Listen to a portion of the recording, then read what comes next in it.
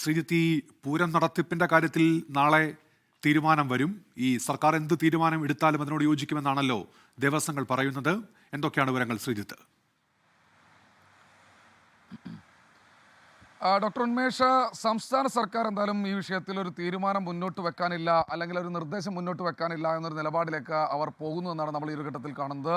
നാളെ എന്തായാലും തിരുവമ്പാടി പാറമേക്കാവ് ദേവസ്വം ബോർഡ് അധികൃതരും ഇതുകൂടാതെ ജനപ്രതിനിധികളും റവന്യൂ വകുപ്പിലെ ഉദ്യോഗസ്ഥരും ചേർന്ന് ഒരുമിച്ചിരിക്കുന്നുണ്ട്, ഒരു യോഗം ചേരുന്നുണ്ട്. നാളെ രാവിലെ 10 മണിക്കാണ് ആ യോഗം നടക്കുന്നത്. മന്ത്രിമാർ യോഗത്തിൽ പങ്കെടുക്കുമെന്നാണ് മനസ്സിലാക്കുന്നത്. എന്തായാലും ഈ യോഗത്തിൽ വെച്ച് സംസ്ഥാന സർക്കാർ ഇവിടുത്തെ സ്ഥിതി ഇതാണ് എന്ന് ഈ ദേവസ്വം ഉദ്യോഗസ്ഥരോടും ദേവസ്വം അധികൃതരോടും ഉദ്യോഗസ്ഥരോടും ധരിപ്പിക്കും. അതാണ് സംസ്ഥാന സർക്കാരും മന്ത്രിമാരും ഇപ്പോൾ തീരുമാനിച്ചിരിക്കുന്നത്. ബാക്കി തീരുമാനങ്ങളെല്ലാം ഈ ദേവസ്വം ബോർഡിനും അതുപോലെ തന്നെ ഉദ്യോഗസ്ഥർക്കും വിടും.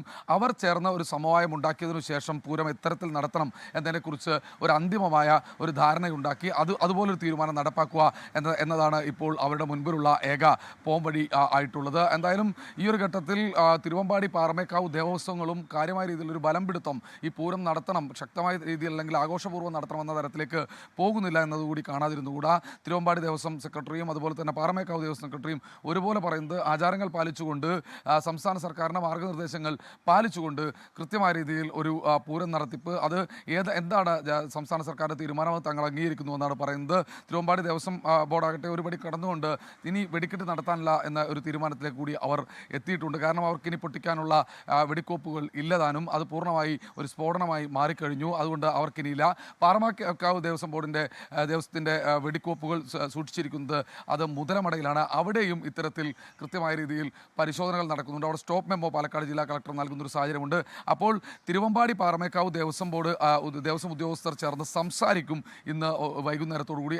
അതിനൊരു അന്തിമ തീരുമാനം ഉണ്ടാക്കി നാളെ ഒരു തീരുമാനം അറിയിക്കുമെന്നാണ് പറയുന്നത്. കുടമാറ്റം അടക്കമുള്ള ചടങ്ങുകൾ അത് ഒരു ക്ഷേത്രത്തിനകത്തെ ഒരു ചടങ്ങുകൾ മാത്രമാക്കി മാറ്റി പൂരം ഒരു ചടങ്ങ് മാത്രമാക്കി മാറ്റണോ അതോ ഇനി വെടിക്കെട്ട് മാത്രം മാറ്റണോ എന്നതിനെക്കുറിച്ചുള്ള ഒരു ആശങ്ക അല്ലെങ്കിൽ ഒരു അവ്യക്തത മാത്രമാണ് നിലനിൽക്കുന്നത്. എന്തായാലും നാളെ രാവിലെ 10 മണിക്കാണ് ഈ തീരുമാനം ഉണ്ടാവുക. എന്തായാലും 14 ലക്ഷം രൂപ സംസ്ഥാന സർക്കാർ ഇന്ന് മന്ത്രിസഭാ യോഗത്തിൽ ഈ മരിച്ചവരുടെ കുടുംബങ്ങൾക്ക് ധനസഹായമായി പ്രഖ്യാപിച്ചു കഴിഞ്ഞു.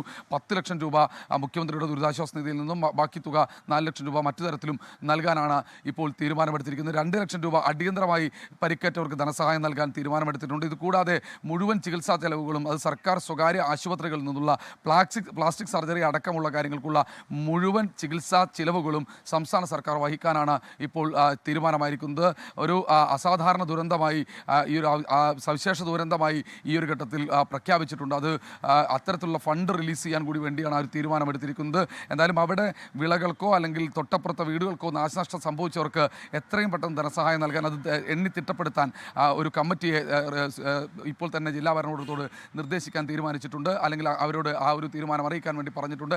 അവർക്ക് അടിയന്തരമായി തന്നെ ഈ ദുരിതാശ്വാസ നിധിയിൽ നിന്ന് 50 ലക്ഷം രൂപ വിഡ്രോ ചെയ്യാനുള്ള ഒരു തീരുമാനം കൂടി അവർക്ക് എടുക്കാമെന്ന് മന്ത്രിസഭാ യോഗം തീരുമാനിച്ചിരിക്കുന്നു. എന്തായാലും സുപ്രധാനമായ തീരുമാനങ്ങളുണ്ട്. നാളെ മാത്രമാണ് പൂരം ഏത് തരത്തിൽ നടത്തണമെന്നതിനെക്കുറിച്ചുള്ള ഒരു തീരുമാനത്തിലേക്ക് വരികയുള്ളൂ. 10 മണിക്കാണ് യോഗം. എന്തായാലും ഈ ഒരു ഘട്ടത്തിൽ വെടിക്കെട്ട് തിരുവമ്പാടി ഒഴിവാക്കുന്നുവെന്ന് നമുക്ക് ഈ ഒരു ഘട്ടത്തിൽ നിസ്സംശയം പറയാം. ഡോക്ടർ ശ്രീകുമാറിനാണ് വിവരങ്ങൾ നൽകിയത്. വിപിൻ സി വിജയൻ ചേരുന്നുണ്ട്. വിപിൻ, ഈ സംഭവസ്ഥലത്ത് ഇപ്പോഴും തിരച്ചിൽ തുടരുകയാണോ? രാവിലെ നടത്തിയ തിരച്ചിലിൽ ശരീരഭാഗങ്ങൾ കണ്ടെടുത്തിരുന്നുവല്ലോ, തിരച്ചിൽ തുടരുകയാണോ വിപിൻ?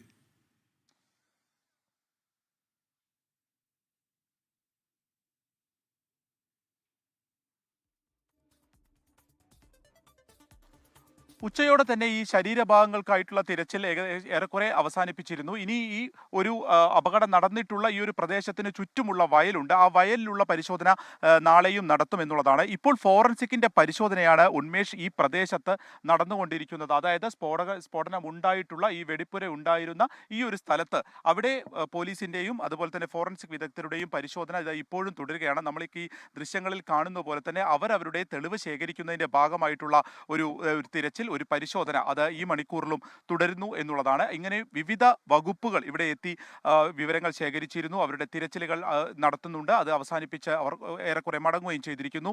ഇങ്ങനെ രാവിലെ തന്നെ പെസോയുടെ നേതൃത്വത്തിലും ഇലക്ട്രിക്കൽ ഇൻസ്പെക്ടറേറ്റ്സിന്റെ ഭാഗത്തു നിന്നും ഒക്കെയുള്ള പരിശോധനകൾ നടത്തിയിരുന്നു. ഇനി പ്രധാനമായിട്ടും 2 അന്വേഷണമാണ് ഈ ഒരു സംഭവവുമായി ബന്ധപ്പെട്ടിട്ട്, ഈ ഒരു അപകടവുമായി ബന്ധപ്പെട്ട്, ദുരന്തവുമായി ബന്ധപ്പെട്ട് നടക്കുന്നത്. അതൊന്ന് മജിസ്ട്രേറിയൽ അന്വേഷണവും മറ്റൊന്ന് പോലീസിന്റെ അന്വേഷണവുമാണ്. പോലീസിന്റെ അതിന്റെ അന്വേഷണം ജില്ലാ ക്രൈംബ്രാഞ്ച് ഡിവൈഎസ്പി അന്വേഷിക്കും. അത് പ്രത്യേക ഒരു ഉന്നത അന്വേഷണ സംഘത്തെ നിയോഗിച്ചുകൊണ്ടുള്ള ഒരു പരിശോധന ഇതിനോടകം തന്നെ ആരംഭിച്ചിട്ടുണ്ട്. മറ്റൊന്നുള്ളത് മജിസ്ട്രീരിയൽ അന്വേഷണമാണ്. അത് ADMന്റെ നേതൃത്വത്തിലാണ് നടത്തുന്നത്. ആ അന്വേഷണം വളരെ പ്രധാനമാണ്. കാരണം ഇതെങ്ങനെയാണ് ഇങ്ങനെയൊരു ദുരന്തം ഉണ്ടായത്, അല്ലെങ്കിൽ ഈ വെടിക്കെട്ട് ഇത് ഇങ്ങനെയൊരു വെടിക്കെട്ട് പുരയ്ക്ക് തീ പിടിക്കുന്നതിനുള്ള ഒരു കാരണം എന്താണ് എന്നുള്ളതാണ് ഏറ്റവും പ്രധാനമായിട്ടുള്ള ഒരു കാര്യം. അത് അളവിൽ കൂടുതലുള്ള ഒരു വസ്തുക്കൾ ഇവിടെ സ്ഫോടക വസ്തുക്കൾ സൂക്ഷിച്ചിരുന്നോ, അതല്ല മറ്റെന്തെങ്കിലും കാരണമാണോ എന്നുള്ളതാണ്. അപ്പോൾ പെസോയുടെ ഒരു നേതൃത്വത്തിലുള്ള ഒരു പരിശോധന നടത്തിയിരുന്നു. അതായത് ഈ സ്ഫോടക വസ്തുക്കൾ സൂക്ഷിക്കുന്നതിന് വേണ്ടി അതിന്റെ ലൈസൻസ് കൊടുക്കുന്നു, അതിന്റെ ഒരു സംഭരണം തുടങ്ങിയിട്ടുള്ള കാര്യങ്ങളൊക്കെ പെസോയാണ് നോക്കുന്നത്. അത്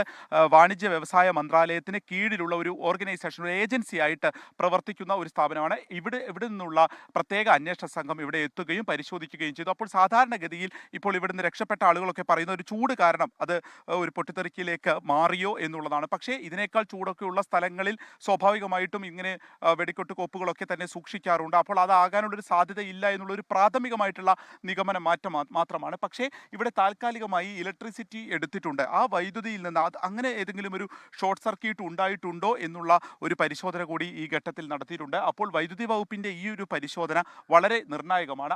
അതാണോ ഈ ഒരു അപകടത്തിലേക്ക് നയിച്ചത്, ദുരന്തത്തിലേക്ക് നയിച്ചത് എന്നുള്ളതാണ്. അതിന്റെ പരിശോധനയും പൂർത്തിയായിട്ടുണ്ട്. ഈ റിപ്പോർട്ടുകൾ വന്നാൽ മാത്രമായിരിക്കും ഇതിനൊരു ക്ലിയർ പിക്ചർ കിട്ടുകയുള്ളൂ. ആ ഒരു അന്വേഷണത്തിലാണ് കൂടുതലായിട്ടുള്ള ഇത് ലൈസൻസ് ഉണ്ട്, അതിനപ്പുറമായിട്ടുള്ള സ്ഫോടക വസ്തുക്കൾ സൂക്ഷിച്ചിട്ടുണ്ടോ, ഏത് രീതിയിലുള്ള രാസപദാർത്ഥങ്ങളാണ് ഇവിടെ ഉപയോഗിച്ചിരിക്കുന്നത് തുടങ്ങിയിട്ടുള്ള കാര്യങ്ങളിൽ വ്യക്തത വരികയുള്ളൂ. അത് വരുന്ന ദിവസങ്ങളിലൊക്കെ തന്നെ അതിന്റെ റിപ്പോർട്ടുകൾ വരും. പക്ഷേ നാളെ ഇതിന് ചുറ്റുഭാഗത്തുള്ള ഈ വയലിനോട് ചേർന്നിട്ടുള്ള ഭാഗങ്ങളിലുള്ള ശരീരഭാഗങ്ങൾക്കുള്ള തിരച്ചിൽ നടത്തും. ഇപ്പോൾ ഈ സ്ഫോടകം നടന്ന ഭാഗത്ത് മറ്റ് ആ രീതിക്കുള്ള തിരച്ചിലുകൾ നിർത്തിയിരിക്കുന്നു. ഇവിടുന്ന് ഇന്നിപ്പോൾ 3 ശരീരഭാഗങ്ങൾ ലഭിച്ചിട്ടുണ്ട്. ചെറിയ ചെറിയ പാർട്ടുകളായി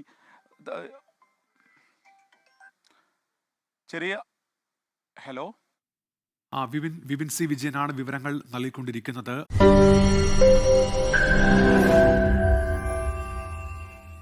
ലോകത്തെവിടെയായാലും ഏത് സമയത്തും 24 വാർത്തകളും ഓഗ്മെന്റഡ് റിയാലിറ്റി പാക്കേജുകളും എക്സ്പ്ലെയിനറുകളും വിശദമായി കാണാൻ ഞങ്ങളുടെ യൂട്യൂബ് ചാനൽ നിങ്ങൾക്ക് സബ്സ്ക്രൈബ് ചെയ്യാം.